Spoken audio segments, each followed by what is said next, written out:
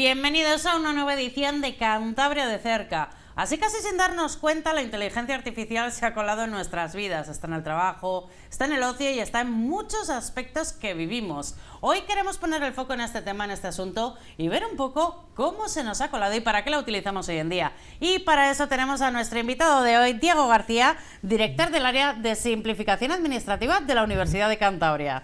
Bienvenido, Diego. Pues muchas gracias, Laura, un placer estar en este programa y nada, esperemos que después de esta entrevista la gente tenga un poco más claro qué es la IA, ¿no?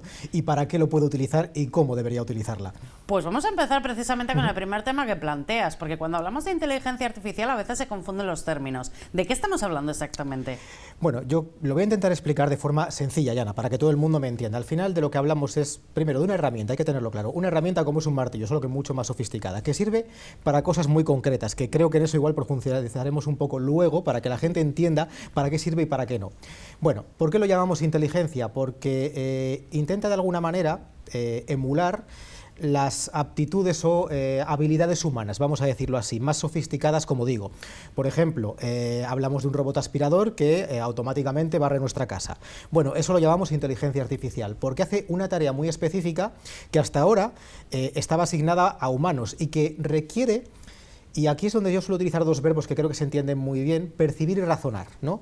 Lo que pasa que de una manera mucho más simple a lo que nosotros lo hacemos. La aspiradora, que me parece un buen ejemplo, es yo percibo el entorno, cuando paso por un tipo de suelo sé que tengo que hacer determinada limpieza, cuando me encuentro con una moqueta no me tengo que subir y eso lo hago razonando, porque me han enseñado a ello, con datos y con entrenamiento. Eso es lo que podríamos decir a grosso modo con ese ejemplo que es la inteligencia artificial. Máquinas que hacen cosas que hasta ahora hacíamos los humanos. ¿Y aprenden esas máquinas? Y aprenden. La cuestión es porque nosotros les enseñamos. Esa es la cuestión. Podríamos hacer el símil, salvando mucho las distancias, que nadie me diga que estoy comparándolo con ello, con educar a un niño. Al fin y al cabo, que nacemos con determinada predisposición, ¿no? Nuestra programación genética, pero a partir de ahí hay que enseñar a hacer las cosas, ¿no? Pues esto es lo mismo. Tú creas la máquina, ella tiene ya una serie de cuestiones programadas y luego la entrenas. ¿La entrenas para qué? Pues por ejemplo, lo decía el aspirador, pero podemos hablar, ya que todo el mundo ahora mismo seguro que lo tiene en la cabeza, de ChatGPT, ¿no? ¿Por qué nos responde como nos responde? Porque alguien por detrás la ha entrenado para responder así. Le ha enseñado textos y le ha dicho, mira, tú coge estos textos y aprende a cómo se escribe. Y luego aprende de este tema, con lo que yo te voy enseñando. Y básicamente así funciona. Diego, estaba preparando esta entrevista y estaba viendo los usos de la inteligencia artificial. Me da la sensación de que estamos solamente en la punta del iceberg. Sí, lo diría con prudencia. Hay mucho camino por recorrer y, a ver, ahora mismo es que es verdad que con la irrupción de ChatGPT ha sido toda una auténtica revolución, en el cual efectivamente la perspectiva que tenemos, pero también la tenemos incluso los expertos, entre comillas, bueno, expertos, los que sabemos de este tema y nos dedicamos a ello, en el sentido de que no sabemos dónde va a parar esto, dónde va a acabar, eso es cierto, y además está evolucionando a una velocidad vertiginosa. Yo lo digo como investigador y como desarrollador, que es incluso desesperante, porque estás trabajando con algo moderno o actual y a la semana siguiente ya lo han dado 1000 vueltas. Entonces, es verdad que no sabemos dónde va a acabar esto. También diría, hay que ser sensatos al pensar que esto de la inteligencia artificial pueda llevarnos a un mundo en el cual haya robots con sentimientos, emociones, que hagan exactamente todo lo que hacen los humanos. Eso todavía es ciencia ficción y esta es mi opinión, hay otros que opinan diferente. No sé si realmente eso será posible siquiera. Hombre, una cosa es pensar, una cosa es razonar y otra sentir, no tiene nada que ver. Efectivamente, bueno, aquí ya entraríamos en divagaciones filosóficas de sí, dónde empieza el pensamiento, dónde empiezan los sentimientos, bueno, ahí yo no me voy a meter, ¿no? Hay quien te diría que incluso eso se puede emular. Y claro, que cómo diferencias entonces, o cómo sabes tú que eso no es un sentimiento real, lo que tiene una máquina, ¿no? Pero bueno, eso es un tema que yo creo que no sé si vamos a tocar, que creo nos iríamos. Que se nos va un poco, sí. Comentabas, estás en el trabajo, un trabajo medio, un trabajo de oficina. La inteligencia artificial ya se ha colado en cualquier trabajo. Totalmente. Y de hecho, como decía, es una herramienta que bien utilizada puede ser muy útil. Claro, cuando hablamos de inteligencia artificial, yo he puesto en la oficina, yo he puesto el ejemplo del robot aspirador, pero es otro tipo de inteligencia artificial que ahora se nos ha colado más en el trabajo, es la generativa, esta que nos genera cosas nuevas como texto, ChatGPT, que nos genera incluso imágenes que le pedimos, ¿no? Hay que aclarar primero que eso es un tipo de inteligencia artificial, uno de muchos que existe, que tiene una tarea muy específica, que es la que más utilizamos ahora mismo, que es generar nuevo contenido. Y nos viene muy bien porque claro, en la oficina nos ahorra mucho trabajo para tareas que antes eran rutinarias, que nos llevaban mucho tiempo y que igual con esta IA las hacemos en un momento. El ejemplo práctico que a mí se me ocurre, que yo lo utilizo mucho, es resúmeme los 200 correos que acabo de recibir esta mañana, ¿no? En vez de leerlos uno a uno, digo, hazme un resumen y luego ya ver cuál me fijo. Sí. Sí, pues es un ejemplo práctico. Entonces sí, se ha colado en nuestro trabajo, desde luego. El ejemplo práctico también es que nos hace textos muchas veces. Le pedimos y nos los puede hacer. Efectivamente. Bueno, esto, a ver, ya por defecto profesional, yo soy profesor en la Universidad de Cantabria, pues como te imaginarás, Laura, yo lo veo mucho esto, ¿no? Para bien y para mal. Ahí es donde hay que controlar un poco, porque la inteligencia artificial es muy buena generando textos, pero aquí haría una advertencia a todo el que quiera escucharla y aplicarla. Ojo, porque estas inteligencias artificiales consideran, entendiendo que no tienen conciencia, pero vamos a imaginarnos que sí, consideran que tienen respuesta para todo, sí. Lo sepan o no lo sepan. Entonces, si no lo saben, la respuesta nos la van a dar igual. Y esa respuesta puede que igual no sea correcta. Hemos de tener mucho cuidado con lo que nos dan. Mira, como muchas personas. Bueno, sí, mira, podríamos verlo así, es verdad. En defensa de la inteligencia artificial podríamos decir, igual se equivoca o lo hace a propósito tanto como nosotros. Puede ser. Como herramienta en el trabajo, ¿la tenemos implementada de forma práctica o todavía nos queda mucho camino? Nos queda mucho camino por recorrer. De hecho, hay, fíjate, un estudio que, bueno, a ver, no es muy extenso, pero que sí que se ha hecho aquí en España de los 3 años desde que ChatGPT, digamos, irrumpió de manera pública, de cómo muchas empresas han cancelado casi todos sus proyectos de implementación e integración de inteligencia artificial por un motivo, que yo creo que es por el mismo por el que yo hago esta advertencia a la gente cuando digo hay que saber cómo usarla. Dijeron, esto hay que meterlo, pero no pensaron el para qué. Y al final, claro, empezaron a utilizarlo, pero veían que no encontraban beneficio, porque no habían pensado primero si realmente la necesitaban y si la necesitaban exactamente para qué tareas concretas. Entonces, ahora estamos en ese punto, yo creo, en el entorno profesional, empresarial, también en el público, de, vale, vamos a parar un momento, que esto es muy potente, pero no sirve para todo, y vamos a ver para qué lo necesitamos. O sea, estamos en el momento de reflexionar. Totalmente, sí, yo lo veo cada vez más, que cada vez se nos pasó, como dirían los jóvenes de ahora, el hype, entre comillas, de, ¡buah, esto es la leche, esto sirve para todo, lo puedo utilizar para cualquier cosa! Ya es como, vale, vamos a bajar, vamos a poner los pies en la tierra, y sí, lo vamos a usar, pero vamos a primero pensar. Vamos a ver para qué la que queremos y cuáles son sus limitaciones también. ¿Y cuáles son las limitaciones que tiene actualmente? Pues, a ver, la principal es la que hemos mencionado antes y por la cual yo siempre incido mucho, que es, cuidado, porque las respuestas que te da muchas veces pueden ser inexactas, incompletas o incluso erróneas. Entonces, sobre todo, cuando le pedimos información o resúmenes sobre cuestiones muy poco generales, en las cuales quizás hay poca información con la que se ha podido entrenar, y porque hay que tener en cuenta que estas IAs se entrenan con los datos que hay disponibles. Si hay pocos datos, se van a equivocar más. Entonces, esa es una de las principales limitaciones. La otra, y esto viene a colación de lo que decía antes, es que hay muchos tipos de inteligencia artificial, y a veces nos equivocamos al elegir cuál tenemos que utilizar. Ejemplo, ChatGPT es generativa, genera nueva información que no existe, nuevos textos que nos hace resúmenes, nos hace la lista de la compra, nos hace una receta, pero si lo que queremos, por ejemplo, es predecir, mira, se me ocurre ahora mismo, el valor de una acción dentro de un año, ¿vale? Para eso hay otro tipo de inteligencia artificial, no utilices ChatGPT, lo hacemos mucho para eso. Oye, sí. ¿Cuál es tu predicción? No sirve para eso, te va a dar una respuesta, cuidado, porque probablemente se lo está inventando. Y ahí es cuando hay que pensar, igual hay que elegir otro tipo de IA diferente que se ha entrenado de forma diferente. Dentro de lo que es el ámbito del trabajo, normalmente cambios tan bruscos, cambios tan grandes como los que puede producir, generan reticencias. Yo no sé si la gente está aceptando que la inteligencia artificial va a ser parte de nuestro futuro o se está resistiendo a la llegada. Bueno, yo creo que como todas las innovaciones tecnológicas, esto es generacional y se nota muchísimo. La gente de mayor edad tiene más reticencia, sobre todo te encuentras mucho, bueno, yo siempre lo he hecho así y esto no me va a cambiar, cuando realmente podría facilitarle mucho las tareas, ¿no? Y le cuesta más. Sin embargo, tú ves a los jóvenes, y los jóvenes es que ya lo llevan traído de casa, o sea, lo llevan aprendido como si hubieran nacido con ello, ya programado en las venas, ¿no? En los genes. Entonces, se nota mucho la diferencia. Yo creo que eso lo vamos a ver mucho cuando estas nuevas generaciones que se han educado con esta nueva inteligencia artificial se vayan incorporando al mercado laboral. Pensemos que ChatGPT se publicó hace 3 años, con lo cual sí, es muy, muy reciente, pese a que nos parezca que ya lo llevamos utilizando toda la vida casi. Y esas generaciones todavía no han provocado ese impacto en el mundo empresarial, en el mundo profesional. Lo veremos en unos años, seguro. Cambiando un poco de asunto, estábamos enfocando mucho en el trabajo, pero también en nuestra vida personal. Hay dos elementos que llaman mucho la atención, bueno, hay muchos más, pero sobre todo dos, Siri y Alexa. A mí me llaman personalmente muchísimo la atención. Sí. Son inteligencia artificial. Son inteligencia artificial también. Al final hablamos, como decía antes, de máquinas que intentan de alguna manera emular determinadas habilidades que hasta ahora las considerábamos humanas, ¿no? Que requieren de alguna manera percibir y razonar. Lo que pasa que se han quedado muy atrás en el sentido de que, hombre, ahora ya cogemos a Siri o Alexa y lo que nos responden en comparación con lo que responde ChatGPT, Gemini o DeepSeek, por ejemplo, la inteligencia artificial china, claro, decimos, no hay punto de comparación. Lo que veremos es que poco a poco esa potencia se va a ir integrando en Alexa, en Siri, y dentro de poco igual pues llegamos un día a casa y nos sorprenderemos con la conversación que podemos tener con Alexa. Igual decimos, leches, parece que tengo una persona en casa, ¿no? Pero todavía se han quedado un poquito atrás, es verdad. Y están sustituyendo un poco el rol de otra persona.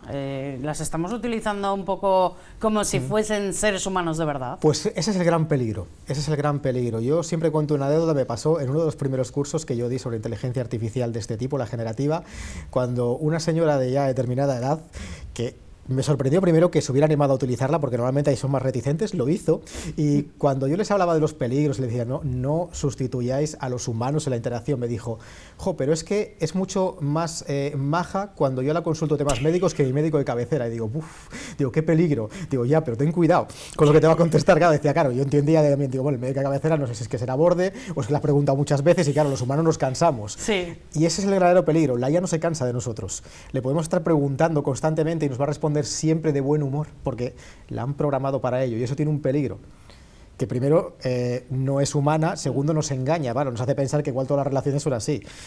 Y aquí, pues mira, pondría ya un caso que ya es un poco más dramático, que es el de muchos jóvenes que la están utilizando como apoyo psicológico, en vez de hablar con otras personas. De hecho, hubo hace poco en Estados Unidos, se publicó un caso, seguro que habrá más, pero uno, en el cual una persona que tenía delirios paranoides acabó hablando con la IA. La IA al principio le decía que lo que estaba contándole no tenía ningún sentido, pero como la IA está programada para complacernos, muchas de estas, al final dijo, bueno, si insistes tanto, será verdad. Y la IA alimentó sus delirios hasta el punto de que esta persona se suicidó. Claro, ahí vemos los verdaderos peligros que puede tener la IA en estos contextos. En estos son casos extremos, evidentemente. Son casos muy extremos, pero reales y que suceden. Claro, aquí la propia empresa dijo, uy, pues esto ha sido un caso de 1 millón y lo tendremos en cuenta para mejorarlo. Claro, pero sigue habiendo el problema ahí. Y bueno, quitándonos del caso dramático, claro, el hecho de que muchos jóvenes ahora mismo lo utilicen como apoyo psicológico, emocional, lo que hace es alejarles del resto del mundo. Y eso tenemos también que de alguna manera abordarlo. Y aquí estamos todos, desde profesores, padres que tengan que empezar a entender cómo funciona esto. Y sí, nos falta mucha educación. Muchísima. Mira, me alegra que lo comentes porque es uno de los grandes temas en los cuales nunca he encontrado todavía consenso y lo veo difícil. ¿Cuándo empezamos a educar sobre el uso de la inteligencia artificial? ¿A qué edad? Porque claro, hablamos al mismo tiempo de no exponerles a las tecnologías demasiado pronto, pero por otro lado hay que asumir que o lo hacemos nosotros, los adultos, o ellos lo hacen por su cuenta. Muy difícil, ¿eh? Sí, muy es un difícil. planteamiento complicado, ahí ni los expertos se ponen de acuerdo. En absoluto. Cuando surgió Alexa, se hablaba mucho de los problemas de privacidad que estaba trayendo. ¿Con ChatGPT pasa lo mismo? ¿Lo que nosotros le preguntamos llega a ese servidor central y nos tienen controlados? Yo siempre le digo a todo el mundo, nunca deis datos personales en ChatGPT, nunca subáis cosas que no queráis que luego puedan ser utilizadas para que reentrenen esa inteligencia artificial, porque corréis el peligro de que luego igual se filtren datos. Bueno, y aunque no se filtren, el hecho de que los tenga otra empresa más, porque ya, bueno, a ver, la verdad sea dicha, no es problema de la IA generativa el que ahora nuestros datos estén compartidos por todo el mundo, eso ya pasaba antes, y nos pasa directamente con los móviles, que ya está la ubicación, la tenemos activa y constantemente la estamos compartiendo. Pero es verdad que la inteligencia artificial añade una nueva capa de peligro aquí, que es, ojo, que cada vez que la reentrenan se pueden estar quedando con todo lo que tú le estás dando y se puede estar entrenando con ello. ¿Quieres que realmente eso esté ahí? Pues que tengamos mucho cuidado con lo que compartimos, sí. Entonces pasa como con el resto de tecnologías. No es una cosa exclusiva de la IA. Exactamente, ahí has dado en el clavo, Laura. La cuestión aquí está en que lo mismo que teníamos que tener cuidado con lo que compartíamos por WhatsApp, lo tenemos que tener con ChatGPT. En eso no ha cambiado nada. Y sí que ahí me gusta que lo hayas preguntado, porque a veces se demoniza mucho la inteligencia artificial y dices, bueno, no tanto o más como el resto de aplicaciones que utilizamos constantemente o dispositivos como nuestro móvil, en las cuales estamos constantemente compartiendo nuestra información y no sabemos en dónde se está almacenando y quién se la está quedando y quién la está viendo. Lo mismo, exactamente. Bueno, igual que ha pasado entonces, casos que se han conocido de nuestros datos personales, cualquier empresa a la que nos hayamos registrado y se han vendido esos datos. Exactamente. Bueno, es que al final es la moneda de cambio cuando decimos, bueno, es que esta tecnología se ofrece gratis. No, no se ofrece gratis. No te están pidiendo que les hagas un ingreso monetario. ¿Por qué? Porque ya le estás haciendo otro ingreso que son tus datos. Con esos datos ellos están ganando dinero.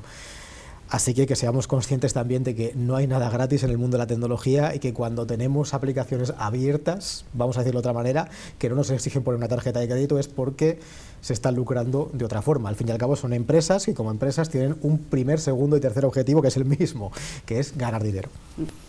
La IA parece a veces que controla también un poco nuestra forma de hacer ocio, y me refiero en este caso, por ejemplo, el caso de las plataformas de streaming. Muchas veces nos controlan a través de lo que nosotros vamos viendo, ellos a través de su algoritmo nos van ofreciendo contenidos relacionados. A veces parece que controlan lo que podemos y no podemos ver. Exactamente, y esta es una de las pruebas de que lo de la inteligencia artificial, aunque hablemos ahora tanto de ello por la irrupción de ChatGPT hace 3 años, ya existía desde hace 20 años, quizá menos sofisticada, pero estaba ahí. Esto ya pasaba, no en plataformas de streaming, que hace 20 años todavía no existían como las concebimos ahora, pero sí incluso en plataformas como Amazon, eBay, en el cual nos aparecen anuncios personalizados. Ojo, personalizados. Sí. Hacemos búsquedas y de repente un día, incluso la típica anécdota, he dicho algo delante del móvil y de repente me empiezan a aparecer anuncios, ¿no? De esto de lo que estaba hablando, que dices, totalmente. ¿Qué ha pasado aquí, no?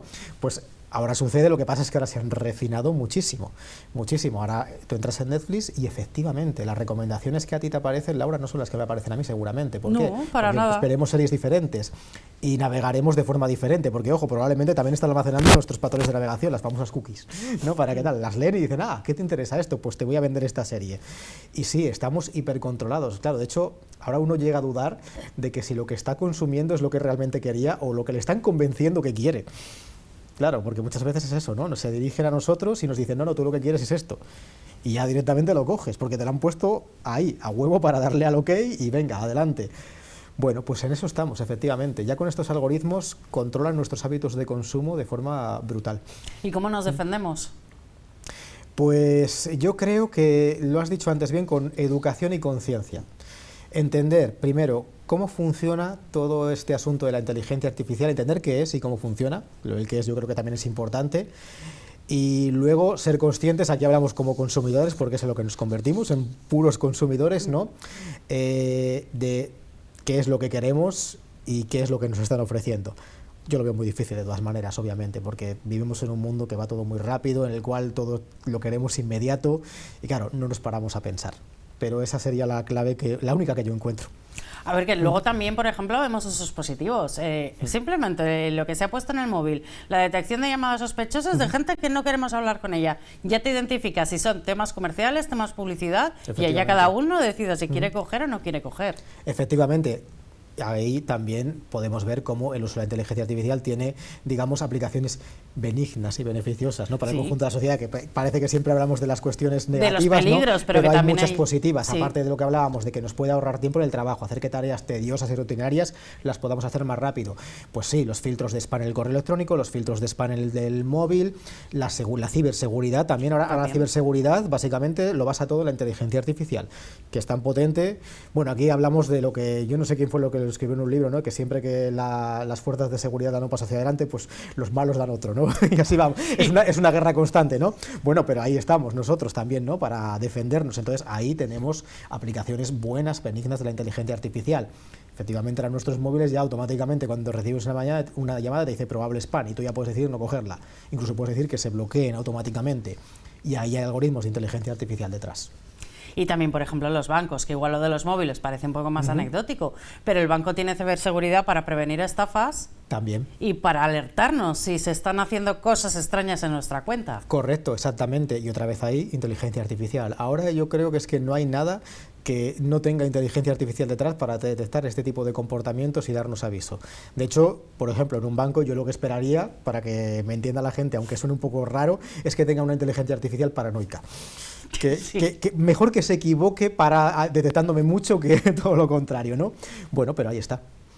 Son temas muy interesantes, desde luego. Es que ha cambiado tanto como, por ejemplo, nuestra forma de viajar. Sí, ese tema es algo bastante curioso. Mira, lo hablaba justamente con un compañero que está estudiando ahora, haciendo prácticas en el grado de turismo, que me decía, el gran problema que tenemos ahora en nuestro sector es que ya no nos contactan a nosotros porque todo lo hacen con inteligencia artificial. Nos vamos a Tailandia de viaje, organízame el viaje. Se lo dices a ChatGPT. Claro, me comentaba una cosa que es verdad. Luego yo lo comprobé, hice pruebas. Claro, la inteligencia artificial, como se entrena con datos disponibles públicamente, y no sabemos cuáles, por cierto, porque ninguna empresa nos dice exactamente de dónde los ha cogido y cuáles son. Claro, te pone cosas que son normalmente las más conocidas y las más famosas, luego te pierdes mucho. Entonces, se lo aviso a la gente, cuando haga planificaciones con inteligencia artificial para viajes, está muy bien como base, pero que luego busquen por su cuenta, porque seguramente la inteligencia artificial se va a quedar corta e incluso te va a enseñar cosas que igual no son interesantes. O sea, que estamos de nuevo sí, en esa forma de prevenir, de confirmar siempre, de hablar con gente, no solamente basarnos en lo que nos dice ChatGPT cuando le decimos prográmame una ruta de una semana. Totalmente, de hecho esto se lo digo a mis estudiantes por su bien ya. También yo no tengo ningún problema en que utilicéis la IA generativa como apoyo. Al final está ahí, es imposible evitar que se use y además, si la tenemos, ¿por qué no la vamos a utilizar? Pero con cabeza y siempre siendo críticos con lo que nos devuelve. Yo lo que siempre le digo a todo el mundo es, independientemente de para qué la estés utilizando, contrasta la respuesta. Que es un poquito de tiempo más que vas a dedicar. Contrástala porque probablemente en muchas ocasiones vas a encontrar vacíos, es decir, cosas en las que la IA no ha incidido, no se ha percatado de ellas y que tú vas a encontrar por tu cuenta, o incluso a veces errores. Que mejor que corrijas. Porque también se equivoca. Se equivoca. Es lo que en la jerga se llama, aunque no me gusta mucho la palabra, alucinación. Alucinan. No me gusta porque a mí me parece que la alucinación es un concepto muy humano. Y corremos el riesgo con estos conceptos de humanizarla, cuando, como hemos dicho antes, hay que entender que no hay un humano detrás, ¿no? Pero bueno, vamos a entender eso, alucinación, cuando la inteligencia artificial se inventa cosas. Antes las alucinaciones eran mucho menos sofisticadas que ahora, antes eran mucho más burras. Antes, por ejemplo, a ChatGPT, tú le preguntabas, y esto es verídico, por el arte rupestre de los dinosaurios y te respondía, y te hacía una disertación de cómo los dinosaurios incluso tenían tumbas. ¿En serio? Sí, y te lo contaba, tal cual. Esto es un caso real, o se puede encontrar. Claro, te dices, ostras, claro, cuidado. Ahora es verdad que, claro, los entrenamientos van siendo más refinados y ya esas cosas esos errores no los comete. Pero mira, hay un artículo de New York Times muy interesante que salió hace 2 meses que decía en el título: la inteligencia artificial generativa cada vez alucina menos, pero cuando alucina es más grave. Digamos, tengamos cuidado, porque se equivoca con cosas que igual pueden repercutir muy negativamente según la tarea en la que estamos haciendo. O sea, es mucho más sutil, entiendo. Muchísimo más sutil y se nos puede pasar por alto de forma mucho más fácil, precisamente por eso. ¿Y tiene ideología? Pues todo depende de cómo se la haya entrenado. Claro, podría tener ideología si la empresa que ha entrenado una determinada inteligencia artificial, ChatGPT puede ser un ejemplo, pues pongámoslo como ejemplo, lo ha entrenado solo con textos, vamos a ponernos en Estados Unidos, ¿vale? Lo entrena solo con textos que vienen de discursos de políticos del Partido Republicano, pues te va a contestar en base a eso. Así que la respuesta es, podría tener ideología. Y aquí está otro de los grandes peligros. Ninguna de las empresas a nivel mundial que nos ofrecen sus tecnologías de forma abierta, que no gratuita, como hemos aclarado antes, nos informan exacta y detalladamente de con qué datos lo han entrenado. Te hablan de forma general de textos publicados en Internet, etcétera, pero claro, luego habrá habido seguramente una discriminación de que coges y que no te lo cuentan. Entonces, corremos el peligro de que si intentamos, por ejemplo, basar nuestras opiniones políticas en lo que nos responda ChatGPT, Gemini o DeepSeek, igual nos lo están dando de forma sesgada. Yo no lo sé, lo digo claramente, no lo sé, puede que no, pero como no nos dicen de dónde sacar los textos, no lo podemos saber. Diego, ya un último asunto. Tú, que tratas con alumnos todos los días, con gente joven el Sí. ChatGPT ha irrumpido, es imparable, evidentemente. Pero, ¿se están haciendo trampas? ¿Los estudiantes tienden a hacer trampas o son más Mira, honrados? yo esto lo debato mucho con mis compañeros, sobre todo de otras áreas, igual menos tecnológicas, que todavía ven con más escepticismo que yo la tecnología, ¿no? Ellos, hay consideraciones de todo tipo, tú puedes escuchar, hacen más trampas que antes, joder, es que ahora todo lo hacen con ChatGPT. Yo lo voy a decir claro. Trampas se han hecho siempre y todos hemos sido estudiantes, ahora todos estamos en el otro lado, por lo menos los profesores sabemos lo que hay. Solo ha cambiado la herramienta a utilizar, pero no el hecho de que, bueno, pues haya siempre quien te intente copiar. Dicho lo cual, yo no percibo que haya más abuso de estas tecnologías para hacer más trampas. Otra cosa es que igual ahora los que hacen trampas, y no son la mayoría, se han vuelto más vagos.